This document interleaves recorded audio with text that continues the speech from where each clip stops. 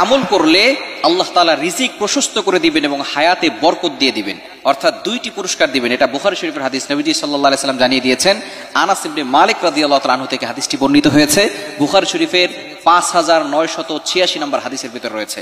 আনাস ইবনে মালিক রাদিয়াল্লাহু তাআলা জানিয়ে দিয়েছেন তাকে দুইটি পুরস্কার দেওয়া হবে একটি কাজ করলে। এক নাম্বার পুরস্কার হচ্ছে আল্লাহ পাক রব্বুল আলামিন তার রিজিকের ভিতরে বরকত দিয়ে দিবেন, রিজিক প্রশস্ত করে দিবেন, অর্থাৎ তাকে সম্পদের ব্যবস্থা করবেন হালাল ভাবে। আল্লাহ পাক রব্বুল আলামিন তাকে ধনী বানিয়ে দিবেন।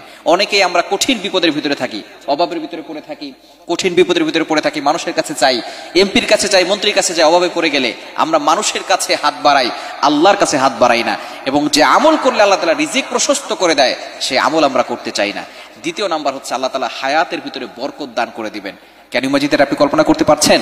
অর্থাৎ আল্লাহ তাআলা হায়াত বৃদ্ধি করে দিবেন, অথবা হায়াতের ভিতরে এমন বরকত দান করবেন মানুষ 100 বছরেও যে কাজগুলো করতে পারে নাই আপনি 60 বছরে 70 বছরে তার থেকে বেশি কাজ করতে পারবেন। এটা হচ্ছে হায়াতের ভিতরে বরকত। অথবা এমন কিছু কাজ আল্লাহ তাআলা আপনাকে দিয়ে করাবেন, যুগ যুগ ধরে মানুষ আপনাকে স্মরণ করবে, আপনাকে মনে রাখবে এবং আপনার আমলনামায় সওয়াব যুক্ত হতে থাকবে। এটা হচ্ছে হায়াতের ভিতরে বরকত পাওয়া। সুতরাং এই দুইটি পুরস্কার আপনাকে দিবে একটি কাজ করলে। এই একটি কাজ হচ্ছে আত্মীয়তার সাথে সম্পর্ক ঠিক রাখা। আত্মীয়তার সাথে সম্পর্ক কখনো নষ্ট করতে যাবেন না। আপনি যদি হালাল ভাবে ধনী হতে চান, সম্পদ বাড়াতে চান, তাহলে আত্মীয়তার সম্পর্ক কি করতে হবে? বন্ধনটাকে অটুট রাখতে হবে, এটাকে ছিন্ন করা যাবে না। নবীজি সাল্লাল্লাহু আলাইহি সাল্লাম জানিয়ে দিয়েছেন, সিলমান কাতাক ওয়াফু আম্মান যালামাক। যদি কেউ আপনার সাথে সম্পর্ক ছিন্ন করতে চায় আপনি আপনি তার সাথে সম্পর্ক জড়িয়ে দেন। ওয়াফু আম্মান যালামাক, যদি কেউ আপনার সাথে জুলুম করে তারপর আপনি তাকে ক্ষমা করে দেন। এটা নবীজির হাদিস।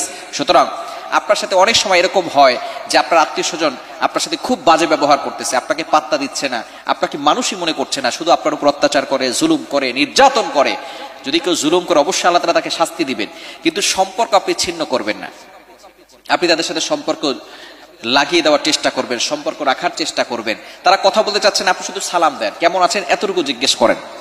আপনি দূর থেকে তাদেরকে একটু খোঁজ খবর নেন যে তারা ভালো আছে কিনা, বাস এতটুকু করলেই কিন্তু এনাফ।